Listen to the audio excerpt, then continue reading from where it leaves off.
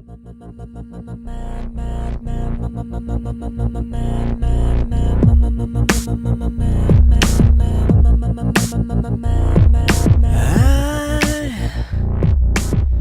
can't get these memories. I can't remember exactly what point in high school it was that I concluded what I wanted to major in, but it was initially aerospace engineering. Yeah. Back in the day when that was a meaningful career, not so much probably these days. And that was probably in my junior year, thereabouts. And that again was sort of a combination of my space interest with my science and math interest. Yeah. I can't say that I did a lot of research into it to really understand what an aerospace engineer does, but I grew up in the day of the Apollo program, and so we were seeing manned space on a regular basis on TV, and so I think I kind of figured out what it must have been from that, and was very excited about it. So I don't recall any special preparations that I did to other than focusing on advanced math classes and science classes. So other than that, I don't. I think I was still somewhat undecided, even as late as my senior year. But then came time to pick a major, and so I chose aerospace initially, and then I think I stayed in that for probably 1 year at undergraduate school and explored some other things. Okay, so I've gone to GCC for just personal classes at Glendale Community College, just for like a kind of an offside class other than high school. And I've noticed that college experience, like just college work environment, is a lot different from high school environment. And so I was just wondering, like, what's kind of the major differences and what should we look for in colleges? Probably that there's so many more distractions available in college. But I mean, the college experience, aside from the academics, is just a great experience of young people getting out on their own, having to fend for themselves more, particularly if one travels away from their hometown area. And even my undergraduate, which Louisiana State is in Baton Rouge, not very far from where my family was still living in New Orleans, but far enough that I felt somewhat independent, more independent, and obviously even more so when I moved to the West Coast for graduate school. So I think it's somewhat the opportunity to have more freedom and more independence, and hopefully learn how to deal with that responsibly. Is a big part of the college experience, and an enjoyable part as well. Yeah. So you would say that the majority of your decision in college wasn't more influenced by just what was going on in your life, like what you see on the TV, what you hear on the radio. That's what inspired you to go into your major? Probably. I mean, it started with me as a very young boy, being interested in model rockets and things. And where did that interest come from? That was so long ago. It's hard for me to say, but it just seemed like a natural thing that I enjoyed, and as I was growing up, seeing such an active part of the space program and the engineering that went behind that on television on a almost weekly, if not monthly basis, contributed to my enthusiasm for it, and led me ultimately to get into it. Mm-hmm. And if I may ask, I'm going to junior, so I'm probably going to be starting to work and just kind of finding a job for myself. What are the kind of responsibilities you take upon yourself when you kind of apply for a job, and just kind of what would you say is just a good thing to know going into a working environment that's so different from school? I think it's showing that you're a responsible person, first of all, that you can be counted upon. I think good communication skills are important, that you work well with other people, and having enthusiasm, showing that you're willing to pitch in to do anything that needs to be done. If there's any one thing most of my Disney career, I'll say, it's been the collaboration with others that's the critical skill. that ultimately makes projects succeed and individuals succeed. So obviously having just natural an interest in and good communication skills and dealing with others is an important part of that. Mm-hmm. Thank you. Anything?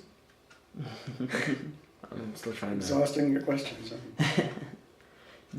It's pretty cool, like just knowing something that you're working from Disney. It's such an iconic part of just the whole media nowadays, and just the whole part of the world is just kind of revolving a lot around Disney. Yeah, and Disney is trying to keep pace with that because there's so much going on. I mean, when I started there again in 1980, as I mentioned, they were staffing up heavily for Epcot Center, and so there was sort of the old school people that had been there with the company for a number of years, and there was us youngins that were just coming in. Yeah.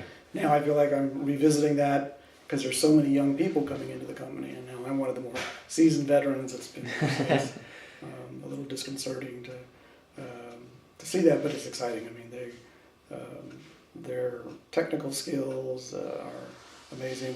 The tools that are out there now, it's causing Disney and Imagineering to rethink a lot of things about how we approach our projects in the future. So, a lot of excitement.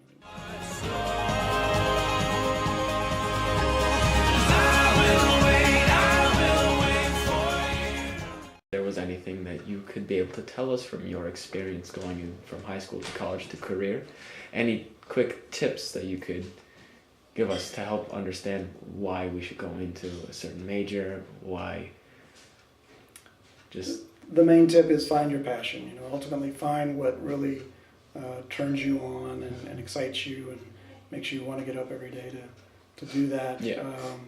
I think Steve Jobs once said that if he felt if he went a week or so without being excited about what he was doing, or maybe a couple of weeks, he felt he needed to start thinking about doing something else. Probably. But you're not going to enjoy every single day. I mean, even at Disney, there's days that could be hard.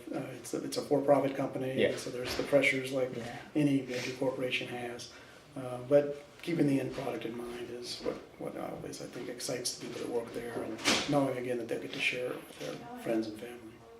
If I may ask, it's such a kind of curious job, Disney. It's kind of very it seems so unreal, almost surreal, and just all the things they create. How is just the daily work you kind of do there? How's just your daily day go around? Yeah. It can go anywhere from mundane and boring paperwork to having meetings with John Lasseter or some of the people from Jim Cameron's company doing a project related to Avatar. Oh, really? Yeah, we've got a lot of exciting things going on and the people that come in. Just new faces every day. Yeah, new faces and new tasks, new roles. I think it's never a dull moment, but there are days that it's just kind of slogging through, getting a report out or something. So, but mostly it's a lot of fun. Yeah, it's really cool. Yeah. One question: when you first got hired for Disney, did you see yourself coming as high up as designing projects for Disney? That's a good question. As I say, I started in research and development. Yeah. I don't think I ever really looked too far ahead as to what I thought I would ultimately do. You thought maybe a year or two here. Yeah. And see what happens. Yeah. I think I had a somewhat of a artificial time frame of maybe 10 years that I would stay with the company. Yeah. Which I ended up far exceeding. But after a certain point, I got more interested in more responsible roles, and I was fortunate to be given some of those assignments. But it wasn't any preconceived notion, really, of where I wanted to be. And a lot of people do. I mean, they kind of have a career track in mind. For whatever reason, I didn't. I just wanted to enjoy what I was doing and keep going. Yeah. If I may ask, how do you find that kind of society as a whole, or just kind of the whole world around you kind of has changed in the past, I guess, 30 years that you've worked with Disney? Because it seems like even just in the past couple of years, so much has changed. Yeah. Oh yeah, In so many ways. Obviously, technology side of social media. But I think in terms of what Disney does, the world hasn't changed that much. I mean, people still want to be entertained. People still, I think everybody has a little bit of a kid inside of them. Yeah. It's surprising sometimes some of the attractions that we think are intended for younger people that, adults love, and it brings the kid out in them, I think. So technology is changing. People are changing the way they communicate. Obviously, styles and values may change over time, but ultimately, people do want to be entertained, and that's why I think Disney has continued to thrive as a company, that we stay focused on the guest experience and hopefully giving people a good